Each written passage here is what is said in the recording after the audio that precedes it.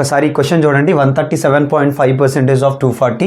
So ఈ question ఎలా solve చేస్తారనంటే, so 137.5%ని ఫ్రాక్షన్లోకి మార్చండి. ఎలా అంటే, సో 137.5%ని 100% ప్లస్, సో ఈ 37.5%ని సపరేట్ చేస్తున్నాను. 100% ప్లస్ 37.5% ఆఫ్ 240. సో ఇప్పుడు 100% అంటే మీ అందరికీ తెలుసు 1 అని చెప్పేసి, 37.5% అంటే 12.5% అంటే 1/8, 37.5% అంటే 12.5%కి ట్రిపుల్. కాబట్టి ఇది ఏమవుతుందో అంటే మనకి సో 3/8 టైమ్స్ ఆఫ్ 240. సింప్లిఫై చేసినట్లయితే 8 1s are 8 plus 3, so 11/8. So 11/8 into 240.